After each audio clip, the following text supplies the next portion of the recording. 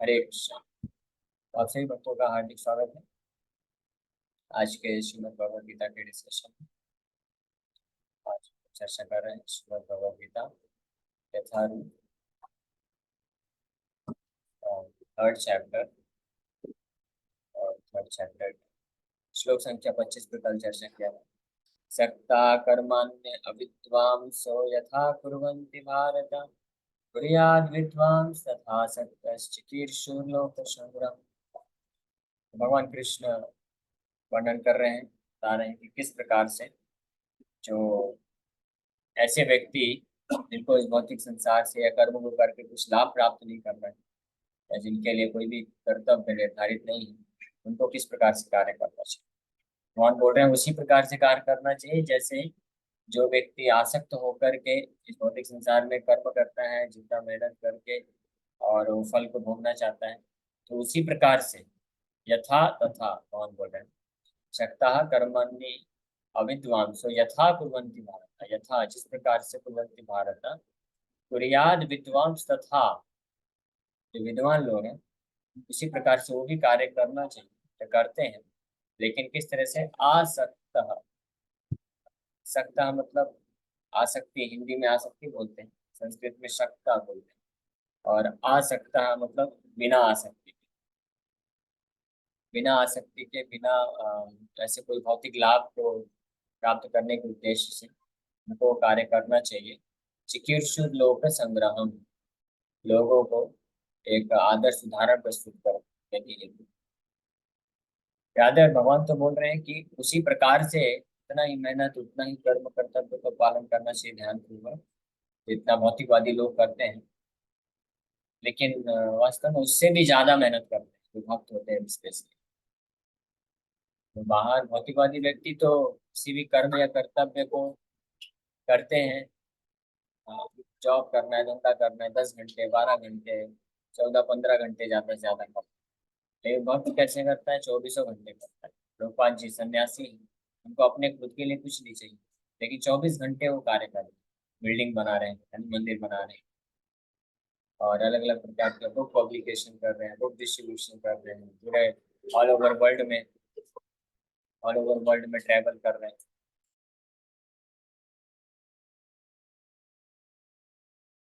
इस प्रकार से इस विशेष श्लोक में भगवान ये उपदेश दिए। अब आगे बोल रहे हैं भगवान कि ऐसे जो भक्त हैं या आत्म साक्षात्कार प्राप्त किए हुए व्यक्ति हैं, उनको जो इस भौतिक संसार में आसक्त लोग हैं कर्म के प्रति, उनके साथ कैसे व्यवहार करना चाहिए, कैसे डील करना चाहिए।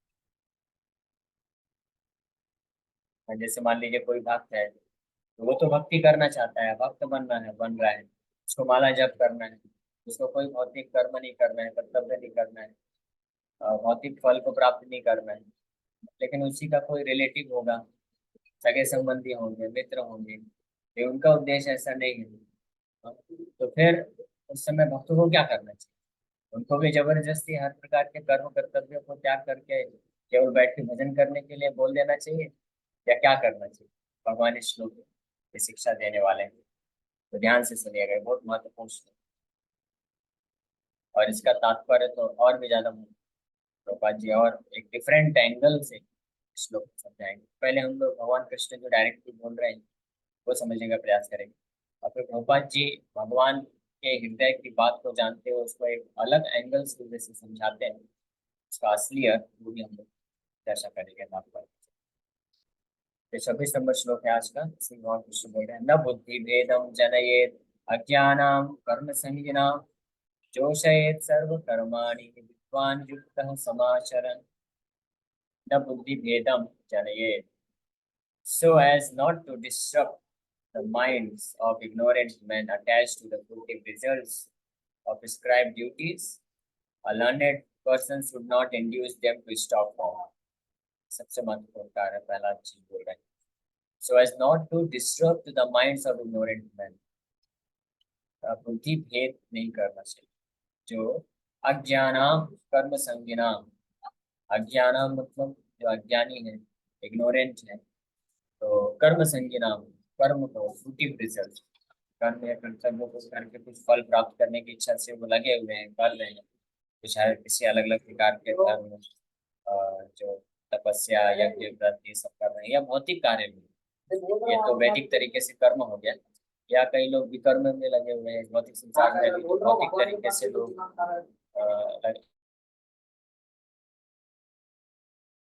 से लगे हुए हैं। तो उनके माइंड, मन को डिस्टर्ब नहीं करना चाहिए, तितर बितर नहीं कर देना चाहिए।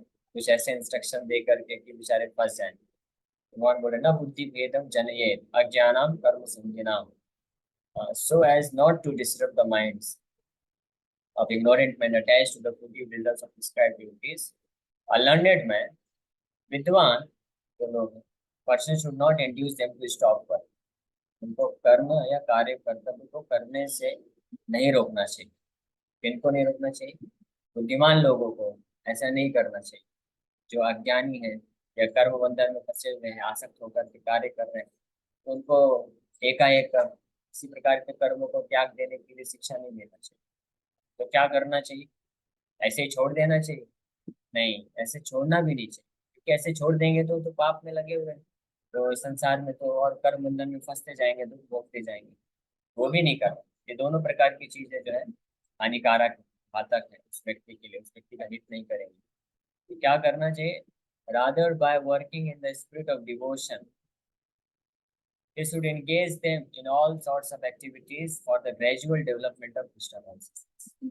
बल्कि क्या करना चाहिए कि खुद एक आदर्श उदाहरण प्रस्तुत करते हुए खुद कर्म या कर्तव्य को करने की आवश्यकता नहीं है। खुद जो भक्त होता है, विद्वान होता है, वो हर प्रकार के कर्तव्य कर्म के परे होता है, लेकिन उसका इच्छा होता है कि अन्य लोग जो इस संसार में फंसे हुए हैं, कर्म बंधन में है, कर्म करके कुछ भौतिक लाभ प्राप्त करके चेष्टा करते हैं, तो उसके कारण उसको पाप या पुण्य करना पड़ता है, तो उसका जो है या तो अच्छा या बुरा रिजल्ट मिलता है, उसके कारण वो साइकिल और बर्थ एंड डेथ में फंसे रहते हैं। तो जो भक्त होते हैं, भगवान यहाँ पे इंस्ट्रक्शन दे रहे हैं, तो भक्तों को क्या करना चाहिए? एक आदर्श, जो पिछले श्लोक में भगवान ऑलरेडी बोले, इस प्रकार से समाचरित, पिछले के पिछले श्लोक में अगर आप देखेंगे,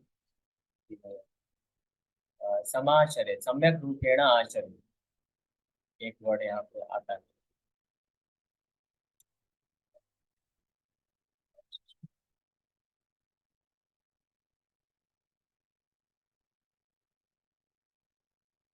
समाज तस्माद असक्त असक्तम कार्यम कर्म समाचर। असक्त मतलब बिना आसक्ति के, कार्यम कर्म समाचर, सम्यक रूपेण अच्छे भली भांति तरीके से उसको करते रहना चाहिए, ताकि एक आदर्श उदाहरण प्रस्तुत हो। और फिर जो धीरे धीरे उन लोगों को अज्ञाना कर्म संगिना, ऐसे लोगों को धीरे धीरे वो टेक्निक या वो कला सिखाई जा सकती है, आना चाहिए किस प्रकार से वो जिस कर्म या कर्तव्य को करने से अटैच है, आसक्त है, उनको किस प्रकार से किया जाए ताकि वो उनके वही कर्म या कर्तव्य के बंधन से मुक्ति का कारण बनता है। भागवत में युधिष्ठिर महाराज को नारद मुनि भी ये शिक्षा प्रदान करते हैं। जब नारद मुनि युधिष्ठिर महाराज के घर पहुंचे, तो हालांकि युधिष्ठिर महाराज तो कोई साधारण गृहस्थ नहीं थे, साधारण राजा नहीं थे, वो तो भगवान के शुद्ध भक्त थे, साक्षात भगवान, परम भगवान उनके साथ रहते थे। उनके दास बन करके, उनके मित्र बन करके, उनके गुरु बन करके, सखा बन करके, माता पिता बन करके, हर प्रकार का रोल भगवान कृष्ण लिए थे पांडवों के ऊपर कृपा करने के लिए। तो इसलिए पांडवों का बहुत बड़ा सौभाग्य था। लेकिन फिर भी आदर्श गृहस्थ गृहस्थ होते हुए नारद मुनि जब प्रकट हुए उनके सभा में, तो युधिष्ठिर महाराज विनम्र होने के कारण, विनम्रता के भाव से ये प्रश्न पूछते हैं नारद मुनि से कि हम लोग इस संसार के गतिविधियों में फंसे हुए हैं, तो हमें क्या करना चाहिए कि हम इससे मुक्त हो जाए, सांसारिक जंजाल से हम मुक्त हो सके, हमको क्या सब कुछ छोड़ देना चाहिए? ऐसा उनका पूछने का भाव था। मेरे को लगता, मुझे ऐसा लगता है कि सांसारिक बंधन से मुक्ति का एक ही रास्ता है कि मैं रिटायर हो जाऊं, सब कुछ छोड़ दूं। तो नारद मुनि फिर वहां पे शिक्षा देते हैं, नारद मुनि भी बताते हैं नहीं नहीं, ऐसा करने की आवश्यकता नहीं है। और इसके लिए उदाहरण देते हैं नारद मुनि बहुत सुंदर।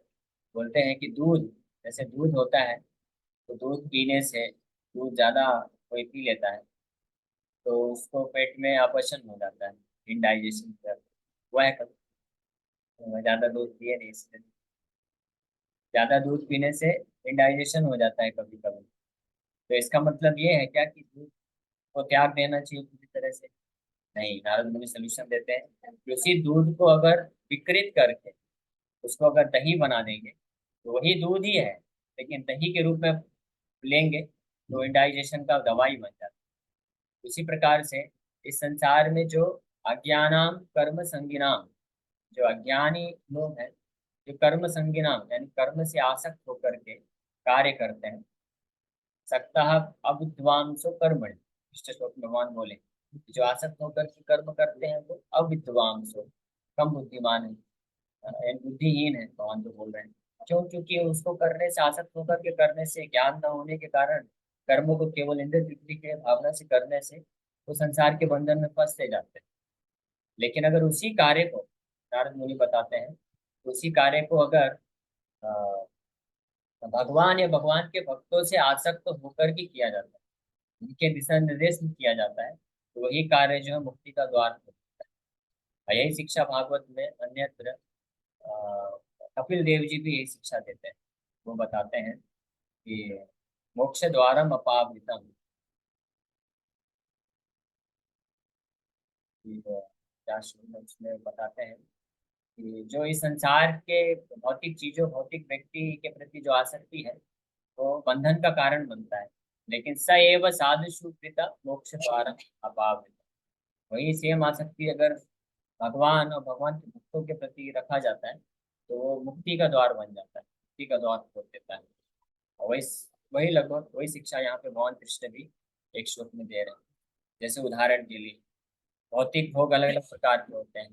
खाने से किसी को आसक्ति, तो खाने से आसक्ति है तो एक तरीका है कि कोई खाद्य पदार्थ के प्रति खाने के लिए इतना आसक्त है उसके कारण उसको बीमारी हो रही है, और खाता है तो क्या खाता है, भगवान गीता में बताते हैं पाप खाता है, पाप खाएगा तो फिर वापस से कर्म बंधन में फंसेगा। तो कुछ जो मायावादी सन्यासी होते हैं वो पूरी तरह से इसको त्याग देते हैं, लेकिन तीसरे अध्याय के 8वें 9वें श्लोक में भगवान बताए कि मिथ्याचारी स उच्यते, तो बाहरी रूप से तो त्याग दिए लेकिन मनसा स्मरण आसते, मानसिक रूप से स्मरण बना हुआ है इंद्र तृप्ति का, इसलिए ऐसे लोग मिथ्याचारी कहलाते हैं। और वो लोग वास्तव में कर्म बंधन से मुक्त नहीं होते हैं। लेकिन जो लोग करते हैं कर्म योगा सब विशिष्यते, इंद्रियाणी कर्म योगम सब विशिष्यते, लेकिन उन्हीं इंद्रियों को, उन्हीं कार्य, भौतिक कार्यों को वो कर्म योग में लगाते हैं, यानी भगवान से जोड़ देते हैं, तो सब विशिष्यते वो ज्यादा श्रेष्ठ श्रेष्ठकर हो जाता है, वो बंधन से मुक्त हो जाते हैं। तो जैसे खाद्य पदार्थ है, तो अगर कोई अपने लिए कुकिंग करेगा, अपने लिए खाएगा तो बंधन में फंसेगा। तीसरे इसी अध्याय के 13वें श्लोक भगवान बताते हैं कि वो क्या होता है, वो स्तेन एव सह उच्यते, स्तेन मतलब चोर कहलाता है वो, जो केवल अपने इंद्र तृप्ति के लिए कोई खाद्य पदार्थ बनाता है और खाता है तो उसको भगवान चोर बोलते हैं। क्यों? क्योंकि प्रकृति हमारी नहीं है, प्रकृति से जो भी रिसोर्स हमको मिलता है हमारा नहीं है। हमको ये उत्तरदायित्व है, जिम्मेदारी है कि हम प्रकृति से प्राप्त करते हैं, प्रकृति भगवान की है तो भगवान को रिटर्न देना चाहिए, तब हम उससे बंधन से मुक्त हो पाएंगे। लेकिन उसी खाद्य पदार्थ को जब कोई बना के भगवान इस चेतना में बनाता है कि ये भगवान के लिए, और भगवान को अर्पण करता है और उसके बाद महाप्रसाद के रूप में ग्रहण करता है, तो ये कार्य उसके मुक्ति का द्वार खोल देता है। बंधन वही सेम वही कार्य है जो बंधन का कारण बनता है, उसको अगर चेतना परिवर्तित करके किया जाए तो वो मुक्ति का कारण बन जाता है। उसी प्रकार से वर्क करना, कार्य करना, कोई धंधा करता है, कोई नौकरी करता है, कोई जो है टीचिंग करता है, पढ़ाता है। जैसे मैं खुद अभी पहले ज्वाइन करने के पहले पढ़ाता था स्टूडेंट्स को, आईआईटी के लिए मैथ्स पढ़ाता था, तो वो भी पढ़ाना हुआ और अभी अभी भी पढ़ाना हुआ, कोई खास अंतर नहीं है, दोनों ही सेम था। लेकिन उस वक्त वो पढ़ाने से क्या होना था, कर्म बंधन में फंसना, क्योंकि लोगों को भी उस चीज के लिए प्रेरित कर रहे हैं ताकि वो और पैसा कमाएंगे और इंद्र तृप्ति प्राप्त करेंगे। लेकिन अभी क्या पढ़ाया जा रहा है, गीता पढ़ाया जा रहा है। तो पढ़ाने का कार्य, धंधा करने का कार्य, जॉब करने का कार्य, बिल्डिंग बनाने का कार्य, खाद्य पदार्थ बनाने का कार्य, इस प्रकार के किसी भी प्रकार के भौतिक कार्य हैं, जो कर्तव्य हैं, कर्म हैं, वो सेम रह सकते हैं, लेकिन उसकी प्रवृत्ति, उसके जो कॉज है, उसके जो कारण है, तो उसको परिवर्तित कर दें, और उसका जो समर्पण है वो अगर हम परिवर्तित कर देते हैं, तो वो हमको कर्म बंधन से मुक्ति का द्वार खोल देता है। और ऐसा ही शिक्षा यहाँ पे भगवान ये तो हमारे लिए भी दिए। पहले जब गीता के पहले भाग में भगवान बताए अर्जुन को, तो अर्जुन के लिए बता रहे थे कि अर्जुन, तुमको इस प्रकार से कार्य करोगे तो तुम कर्म बंधन में नहीं फंसोगे। अब भगवान ये जो तीसरा भाग चल रहा है 17 नंबर श्लोक से प्रारंभ होकर के, तो इसके 26 नंबर श्लोक में भगवान वही चीज बता रहे हैं कि दूसरों को भी अर्जुन तुम कार्य कर्म कर्तव्य को छोड़ने के लिए मत बोलो, उनको भी इसी प्रकार से गाइड करो, इसी प्रकार से उनको भी आप जोड़ सकते हो, बता सकते हो, सिखा सकते हो। और वो कैसे कर सकते हो? जब खुद करोगे तो वो एक आदर्श उदाहरण उनके सामने मिल जाएगा, वो लोग समझ जाएंगे कि अच्छा इस तरह से मुझे कार्य करना है। क्योंकि जो व्यक्ति आसक्त है वो उसको छोड़ नहीं सकता है। अगर जबरदस्ती किसी से, हम कोई व्यक्ति किसी प्रकार के कर्म को या फल को भोगने के लिए आसक्त है, अगर जबरदस्ती करके किसी मतलब जो बोलते हैं हैवी प्रवचन दे करके, या जबरदस्ती किसी भी कारणवश कृत्रिम रूप से उसको त्याग करने के लिए बोल भी दिया जाए, तभी उसका मन तो डिस्टर्ब रहेगा, मन में तो फंसा रहेगा समस्या, वो वर्क नहीं करेगा। जिस प्रकार से जब बरसात के सीजन में, या किसी भी सीजन में, गीला कपड़ा होता है, मान लीजिए आपने डाला कहीं ऊपर छत में, और वो कपड़ा हवा के कारण क्या हुआ, गिर के एक कटीला वृक्ष है उसमें जाके फंस जाता है। तब आप निकालने जाओगे, तो अगर आप निकालोगे डायरेक्ट पकड़ के खींच दिया तो क्या हो जाएगा? फट जाएगा। आपके हाथ में तो आ जाएगा कपड़ा, कपड़ा तो आपको मिल जाएगा, लेकिन कैसा कपड़ा मिलेगा? फटा हुआ कपड़ा मिलेगा। कैसे निकालेंगे? एक एक करके, हाँ, एक एक करके निकालेंगे। उसी प्रकार से जो व्यक्ति कर्म करने के लिए आसक्त है, कर्म के फल को भोग करने के लिए आसक्त, भगवान कृष्ण उनको रिकमेंड किए कर्म योग।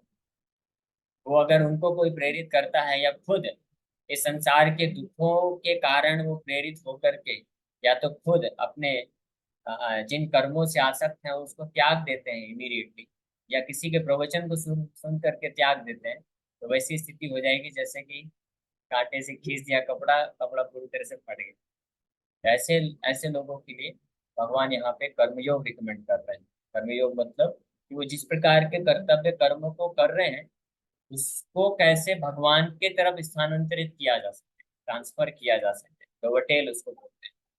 वो वो कला जो है उनको सिखाना चाहिए, और वो अगर सीख जाएंगे तो फिर वो धीरे धीरे उस जो जो कर्म कर रहे हैं, जिसके प्रति अभी आसक्त है, उसके बंधन में ना फंस करके वही कर्म उनके मुक्ति का कारण बनता है। जैसे दूध वाला एग्जाम्पल बहुत बेस्ट एग्जाम्पल है नारद मुनि के, कि दूध पीने से इंडाइजेशन हो जाता है, उसी दूध को आप परिवर्तित कर दो, दही बना दो, और दही ले लो, आपका इंडाइजेशन खत्म हो जाएगा, दवा बन जाएगी। उसी प्रकार से संसार की जो भौतिक वस्तुएं या भौतिक कार्य कर्म जो भी हम करते हैं, जिसके कारण हम बहुत दुखी हो जाते हैं, या बंधन में फंस जाते हैं, जंजाल में फंस जाते हैं, तो उसको छोड़ना सोल्यूशन नहीं है। उसको इस प्रकार से परिवर्तित करना, किस प्रकार से उसमें कृष्णा कॉन्सियसनेस का जो है खटास, खट्टा पदार्थ डालने से दूध दही बन जाता है। तो कृष्णा कॉन्सियसनेस, कृष्ण भावना अमृत का उसमें मिश्रण करने से उस कर्म या भौतिक कार्य को, वो कार्य इस प्रकार से परिवर्तित हो जाता है कि वो बंधन की जगह मुक्ति का रास्ता दिखा देता है। तो ये इस 26 नंबर श्लोक में भगवान या अर्जुन को इंस्ट्रक्शन दे रहे हैं कि ऐसे लोगों के साथ कैसे डील करना है, ताकि उनका बेस्ट वेलफेयर किया जा सके। इसमें और भी एक, अभी ये तो मैंने जो बताया आज, ये जो डायरेक्ट भगवान कृष्ण जो श्लोक बोल रहे हैं, न बुद्धि भेदम जनये अज्ञानम कर्म संगिनाम, कि जो अज्ञान अज्ञान कर्म संगिनाम, कर्म के प्रति आसक्त लोग हैं, उनके बुद्धि को भेद मत करो। बुद्धि को भेद मत करो मतलब बुद्धि को डिस्टर्ब मत करो, उनको करने दो। एक पर्टिकुलर पैटर्न उनका बना हुआ है, इस प्रकार से कार्य करते हैं, तो उसको डिस्टर्ब न करके उसको कैसे हम भगवान से जोड़ सकते हैं, ये लगा ऐसे विचार करो। जैसे छोटा बच्चा होता है, तो अगर आपको उसको पढ़ाना है, तो वो जो जिस प्रकार से जो खेल खेलने के लिए या जैसे जीवन जीने का उसका मन माइंड फ्रेम बना हुआ है, तो उसको तोड़ करके आप अपने तरीके से बोलेंगे कि बैठ के पढ़ो, पढ़ने वाला नहीं। उसको, वो छोटा बच्चा है ना, आप लोग की बात नहीं कर रहे हैं, आपको तो फोर्सफुली बोलना पड़ेगा कि पढ़ो पढ़ो। छोटे बच्चे की बात कर रहे हैं। तो उसको फिर उसके तरीके से कैसे हम ABCD सिखा सकते हैं, 1 2 3 सिखा सकते हैं, वो सोचना चाहिए। तो वो खेल खेल में सीख भी जाएगा और फायदा भी होता है। उसी प्रकार से जो अज्ञानाम कर्म संज्ञानाम है, उनकी बुद्धि को भ्रष्ट नहीं करना चाहिए, भेद नहीं करना चाहिए। धीरे धीरे जोशयेत सर्व कर्माणि, यहाँ पे वहां बोल रहे हैं जोशयेत मतलब कि उनके सर्व कर्माणि, हर प्रकार के जो कर्म करने के प्रति वो आसक्त है उसको करने देना चाहिए, लेकिन जोशयेत मतलब भगवान से जोड़ देना चाहिए, डोवटेल कर देना चाहिए। हाँ, विद्वान युक्त समाचारा, विद्वान लोग जो भक्त लोग हैं उनको युक्त भगवान से जोड़ करके, निगेज करके इस प्रकार से अभ्यास करने के लिए प्रेरित करना चाहिए। इसीलिए प्रभुपाद जी, ये जो कृष्णा कॉन्शियसनेस मूवमेंट है, वो इस श्लोक को बहुत ही 100 अच्छे तरीके से पालन करता है। जो श्लोक में वहाँ शिक्षा दी है प्रभुपाद जी से, जो भी भक्त लोग जुड़े, प्रभुपाद जी ने किसी को कुछ बोला नहीं कि आप ये छोड़ दो। किसी का बिजनेस था, किसी का जॉब था, किसी का अलग अलग इंटरेस्ट था, किसी को प्रभुपाद जी बोले नहीं कि छोड़ दो। हर किसी का जो भी इंटरेस्ट था, जिस भी चीज से वो आसक्त थे, प्रभुपाद जी विचार करके बड़े दक्षता पूर्वक उसके उस इंटरेस्ट को भगवान से जोड़, कैसे जोड़ सकते हैं, वो शिक्षा दे दी। और जैसे वो शिक्षा मिल गई, वो लोग वैसे करने लग गए, तुरंत उसमें रुचि भी है। और इस तरह से धीरे धीरे भगवान के जो है वो लवर बन गए, भगवान के प्रति प्रेम विकसित हो गया। तो किसी को गाने का शौक है, प्रभुपाद जी बोले ठीक है, आप भगवान के लिए गाओ। यहाँ तक कि रॉक रॉक सिंगिंग भी। हाँ, तो क्या नाम है उनका, जो rock father of pop song, क्या नाम है, अपना भूल गया। गोपाल जी के टाइम पे जुड़े थे, तो कुछ भक्तों ने उनको प्रयास किया, वो बहुत फेमस थे, लाखों लाखों उनके फॉलोवर्स हो गए थे। बीटल्स, द बीटल्स ग्रुप करके उन्होंने बोला था, वो नाम मेरे को भूल रहा है। George Harrison, yes, George Harrison करके हुए। तो जितने भी रॉक पॉप सॉन्ग आजकल चलते हैं, तो उसके फादर हैं माने जाते हैं, पिता माने जाते हैं जॉर्ज हैरिसन। तो बाकी भक्त लोग, कुछ लोग बोले कि आप सब लोग सब कुछ छोड़ के हमारे जैसे ब्रह्मचारी सन्यासी बन जाओ। ये प्रभुपाद जी जब मिले तो प्रभुपाद जी बोले नहीं नहीं, आपको ये करने की आवश्यकता नहीं। आप अपने रॉक सॉन्ग के थ्रू ही कृष्ण का गुणगान करो, कृष्ण के लिए गाओ, कृष्ण का भजन बनाओ और गाओ। तो इससे आप भी आगे बढ़ जाएंगे और जो अन्य लोग भी हैं उसका लाभ उठा करके कृष्ण से जुड़ जाएंगे। इस प्रकार से प्रभुपाद जी बड़ी दक्षता पूर्वक हर किसी के इंटरेस्ट को समझ गए, कैसे इनको जोड़ना है। जो शयद सर्व कर्माणि विद्वान युक्त समाचार, विद्वान लोगों का शिकार करना चाहिए।